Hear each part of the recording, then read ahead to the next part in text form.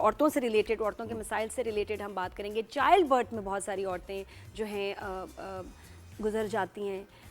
बहुत अफसोस की बात है। और इसमें 4 जो कंट्रीज़ हैं उनकी लिस्ट में पाकिस्तान का भी अब नाम आता है। नंबर 1 पे है नाइजीरिया, इंडिया, और चौथे नंबर पे पाकिस्तान है। तीसरे नंबर का आई एम नॉट श्योर, लेकिन हमने कहा इस पे हम बात करेंगे। डॉक्टर अदीला ताहिर आई हैं हमारे स्टूडियो में। अस्सलाम वालेकुम। अस्सलाम वालेकुम। ठीक ठाक है आप सुनाइए। ये मसरूफ़ तरीन डॉक्टर है, इनसे बात करना मुश्किल ही नहीं नामुमकिन है। अच्छा, और 12,000 पेशेंट्स इनको ढूंढ रहे हैं।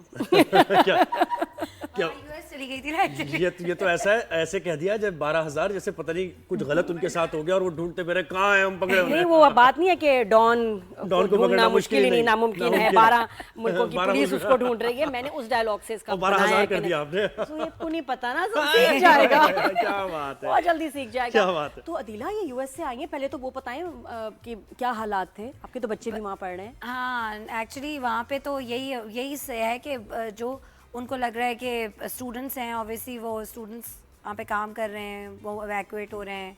मैक्सिकन, मतलब आपने देखा है लोगों को कि लोग अब अमेरिका छोड़ के नहीं, जा मेरे रहे हैं? सामने डिपोर्ट हुए हैं ना इतने सारे डिपोर्ट लोग। हुए या खुद छोड़ के जा रहे हैं? कैसे डिपोर्ट हुए, यानी कि कोई उन पे चार्ज लगा है या फिर क्या, मतलब लिस्ट में कैसे नाम आया? शुरू हो जो गया है ये पहले तो काम। इलीगल इमिग्रेंट्स को उन्होंने इलीगल तो ठीक है, हो गया, हाँ, लेकिन स्टूडेंट्स तो इलीगल नहीं है ना, स्टूडेंट वीजा पे हैं। लेकिन students they are not allowed to work basically. और they were working there. They were working. Obviously आपको मतलब बेसिक, जैसे अब इन यूरोप में होता है कि आपको अलाउड होता है कि student day to day life expenses जो होते हैं, ऑब्वियसली चलो पेरेंट्स सब सपोर्ट कर रहे हैं, अब कितना सपोर्ट करेंगे, ऑब्वियसली कुछ ना कुछ तो आपको चाहिए होता है फॉर योर पॉकेट मनी। तो वो लोग जो लोग, क्योंकि दे आर नॉट अलाउड कि आप किसी भी जगह पे काम करें। हाँ, काम नहीं करने देते स्टूडेंट्स मैं तो इस बारे में, अगर एक मुल्क की पॉलिसी है कि स्टूडेंट काम नहीं कर सकता तो नहीं कर सकता।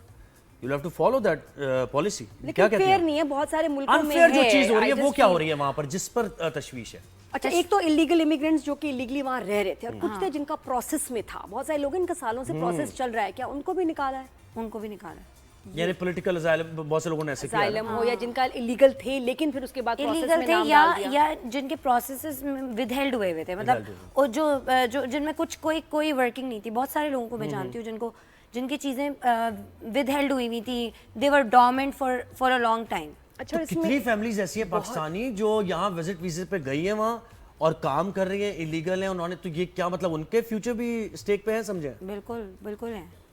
जब तक आपका स्टेटस वहाँ लीगल नहीं है, वो लोग वो उसके ऊपर बहुत स्ट्रिक्ट है। ग्रीन कार्ड वाले भी हैं, अब उनका भी जो स्टेटस है वो भी सही नहीं है, safe नहीं, उसके लिए ये है कि भाई आप ग्रीन कार्ड अगर है तो ग्रीन कार्ड का मतलब ये है कि you have to live in US ना। सही। ठीक है, अगर आप यूएस से बाहर रह रहे हो और आप 180 डेज के अंदर ट्रैवल नहीं कर रहे हो तो उस पे ये है कि वो कह देंगे हम रिवोक कर देंगे। तो बस, और अभी बहुत सारे लोग या मूव कर रहे थे और चले गए थे। आप सिर्फ ग्रीन कार्ड सिर्फ एंट्री और एग्जिट के लिए यूज कर रहे हो, तो वो भी देखते हैं कि भाई वो उसको जरा मॉनिटर कर रहे हैं। आई थिंक इस वक्त बहुत, हम भी जरा बेहतर है कि इस वक्त सब रुक के मॉनिटर करें कि दुनिया किस तरफ जाती है।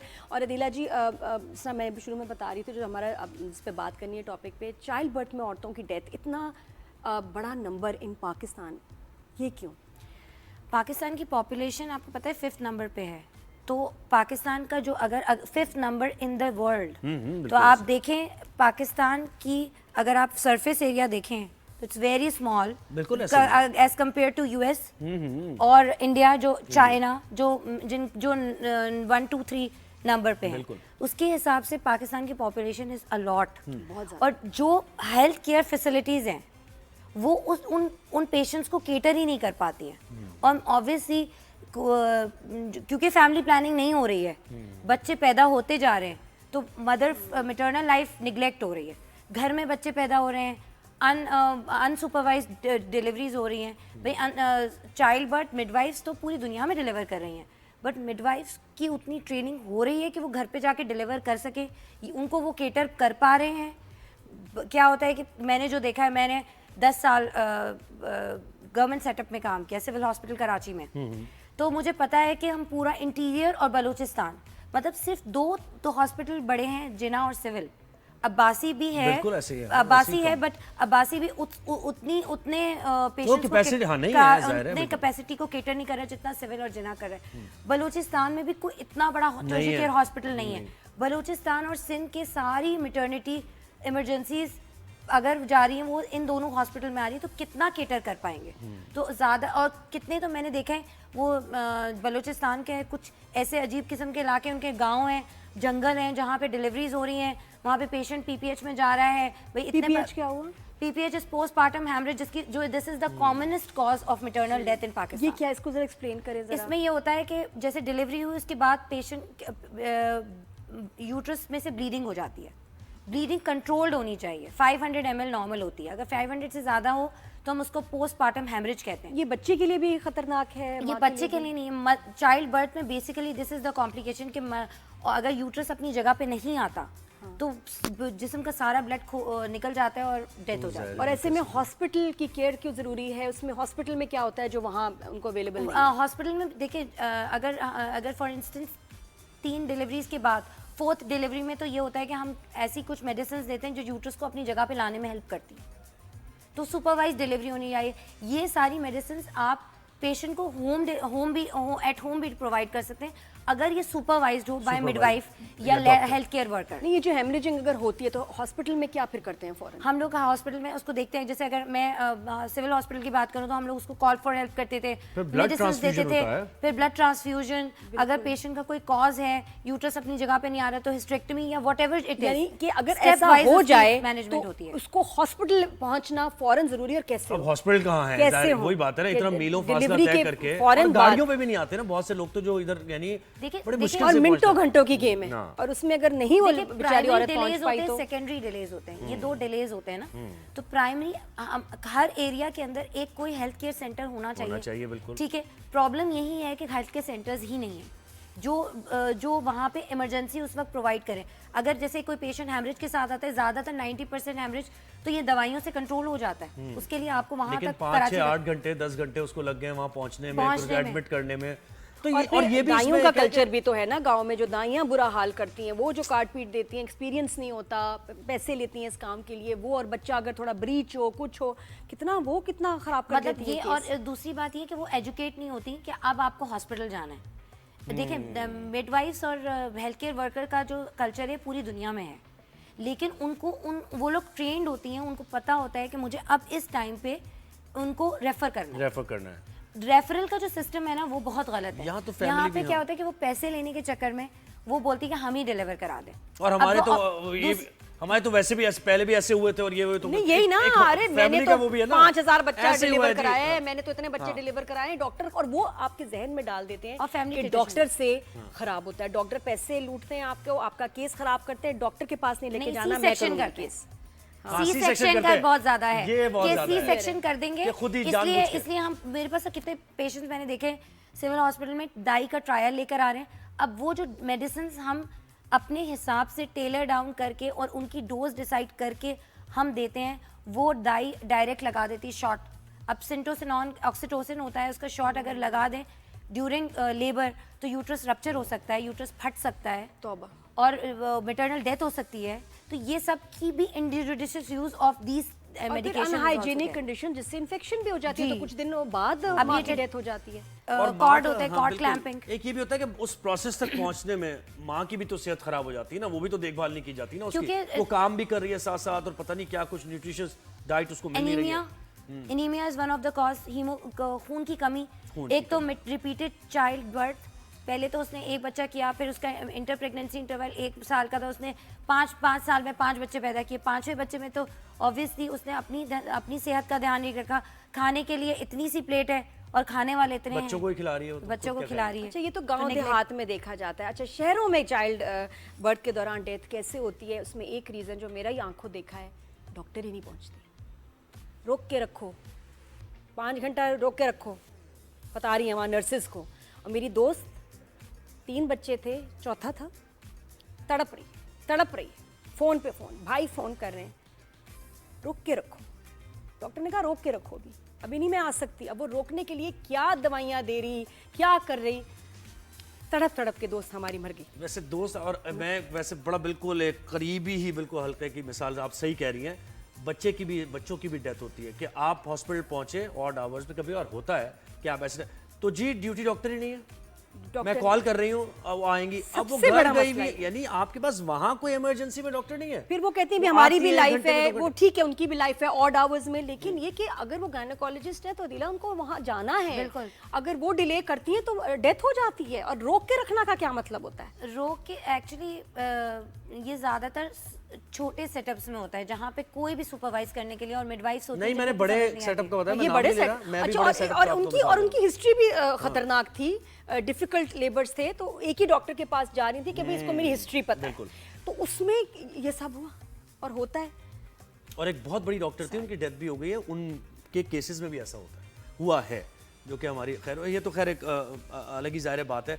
तो यानी हमें माँ का ख्याल रखना है, तो हमें एक नस्लों को ज़ाहिर आगे भी माँ का बढ़ाना है। याद रखना है, और जो लेबर है उसको बहुत लाइट नहीं लेना है कि भाई लेबर है कि पहले 2 बच्चे नॉर्मल हुए तो तीसरा हो जाएगा। Complication can occur in any delivery. और ये कि मेरी माँ ने तो 11 बच्चे पैदा कर लिए थे, उसने तो आराम से और कर दूसरा लिए। फैमिली ट्रेडिशन, तुम कोई खास औरत हो कि भाई मैंने तो इतने बच्चे पैदा जी, किए थे। ये बड़ा कमाल और का कल्चर इसलिए है। मैं अब तुम्हें डॉक्टर के पास नहीं लेके जाऊंगी, ये बहुत कॉमन मैं प्रॉब्लम्स देखती हूँ। जी, अल्ट्रासाउंड नहीं कराने बच्चे को खतरा होता है, दवाई जो दवाइयाँ डॉक्टर ने दी भी हैं लाइफ सेविंग, वो भी नहीं ये खानी। भी इस मैं दौर में ये रह रहे myth हैं के और बारे में तो बातें मैं क्या आपको एक सोशल मैसेज देना चाहूंगी कि please ultrasound is a sound waves, वो 110% सेफ है फॉर द बेबी। बेबी की सर्विलेंस अल्ट्रासाउंड के थ्रू ही हो सकती है। हम अल्ट्रासाउंड किसी किसी पेशेंट में जो हाई रिस्क डिलीवरीज होती है उसमें हम डेली भी कराते हैं। It is absolutely safe. Please आप ये बात समझें, अल्ट्रासाउंड के थ्रू ही हम बच्चे को सही से असेस कर सकते अच्छा, हैं। और फिर कभी कभी जब हॉस्पिटल टाइम पे ना ले जा सकें, बच्चे की डेथ हो जाती है, वो भी माँ के लिए जहर बन जाती है चीज़, और वो भी माँ की जान ले सकती है, बात उसका बताएं। मतलब कि अगर आपने टाइम अब अगर अनसुपरवाइज डिलीवरी हुई, बच्चा को डायरिया हो रहा है, चीज़ें हो रही हैं, डिलीवरी हो ही नहीं पाई ना, डिले हो गया, और पता ही नहीं चला कि एमनियोटिक फ्लूइड बिल्कुल खत्म हो गया, या बच्चे के Double गले के jeopardy, आ जाती है, गिट कॉर्ड फंस जाती है उसमें, तो आपको पापा वेट कर रहे हैं ना 9 मंथ्स, उससे पहले जब औरत तड़प रही है तो उसको कोई सीरियसली नहीं ले हाँ, रहा। क्योंकि जो इंट्रा यूट्राइन ग्रोथ रिस्ट्रिक्शन अगर हो रही है, यानी ग्रोथ हो ही नहीं रही बेबी के अंदर, या पानी उसका कम हो रहा है, तो ऑब्वियसली शी नीड सर्वेलेंस। फिर उसकी जो ट्रीटमेंट है वो चलनी है, लेकिन वो चीज़ें अगर नहीं हो रही हैं तो ऑब्वियसली अगर पेशेंट डायरेक्टली लेबर में जाएगी तो इंट्रापार्टम स्टिल बर्थ्स होंगे। बिल्कुल, तो ये सब बच्चे- समझने की बात बच्चे है। मरे हुए पैदा जी, होंगे। ये, और वो कितने अरसे से मरे हुए होते हैं, लेकिन पता ही नहीं, घर में किसी को पता ही नहीं, क्योंकि अल्ट्रासाउंड नहीं हो रहा, लड़की का चेकअप नहीं हो रहा, नहीं ये ब्रैक्सटन हिक्स या वैसे ही बस आपको फॉल्स पेन्स हो रही हैं, अभी टाइम नहीं आया इसका। हाँ, बात ये टाइम नहीं कि आया। टाइम नहीं और फिर आया वो तो trauma सास देखें। जाने नहीं देगी अस्पताल कि इसका टाइम नहीं आया, इसका टाइम नहीं आया, और जब वो जाते हैं तो पता चलता है कि बच्चे की डेथ को तो और कितना माँ अरसा को हो गया, और कितना माँ भी नहीं ट्रॉमा है बचती। कि वो इतना उसने मुश्किल बर्दाश्त की और उसके बाद उसको वो मिला भी नहीं। मतलब उसको औरत की कितने- डेथ को मतलब- सीरियसली लिया ही नहीं लेकिन जाता। हमें पॉपुलेशन को भी सीरियसली लेना चाहिए ना। हम क्यों ये इस पोजीशन में आते हैं कि हर साल एक बच्चा पैदा करना है, आपने 6, 7, 8 बच्चे, 9 बच्चे, आप ये खुद सोचें कि कितनी आप जान मार के बच्चों को पालते हैं, और आप रोजगार पे सुबह को निकलते हैं, रात को वापस आते हैं, बड़ा मुश्किल हो जाता है उन बच्चों के लिए 2 वक्त की रोटी कमाना। तो क्यों अपने सर पे वो बर्डन डाल रहे हैं?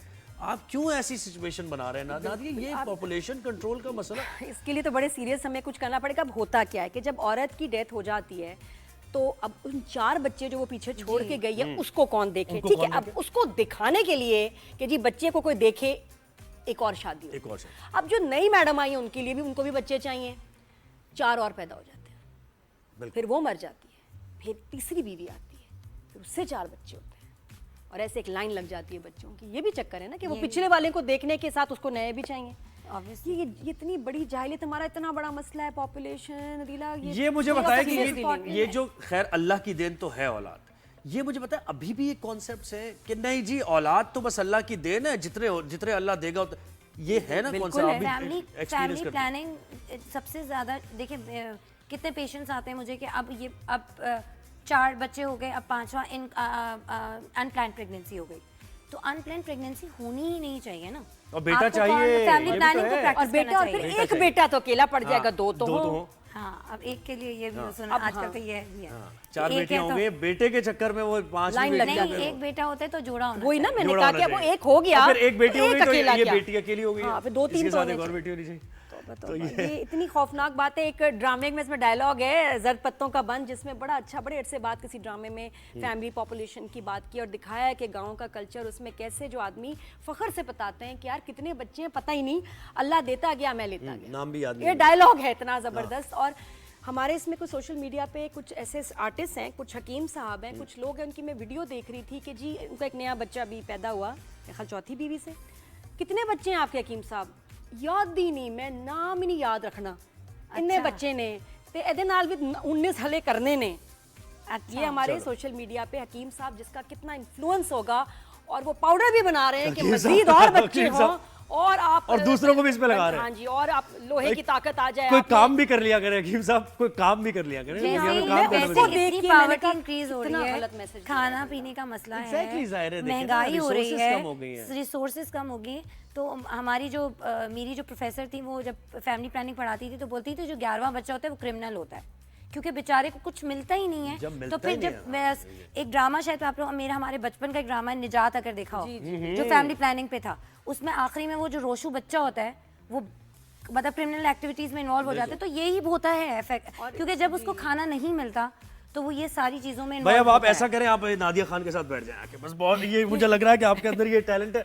इधर आ जाओ नादिया, आ जा जा। अदीला बहुत अच्छा बोलती है, अदीला बहुत अच्छी बोलती है। बस ठीक है, अब ये जब छुट्टी पे जाएंगे अदीला तो जरा अवेलेबल रहना साथ प्रोग्राम के। इतनी बिजी है ये पेशेंट्स को नहीं मिल रही, इसके पेशेंट्स यहाँ आ जाएंगे डॉक्टर साहब। ये इनका बहुत मुश्किल है। Thank you so much Adeela, बहुत शुक्रिया।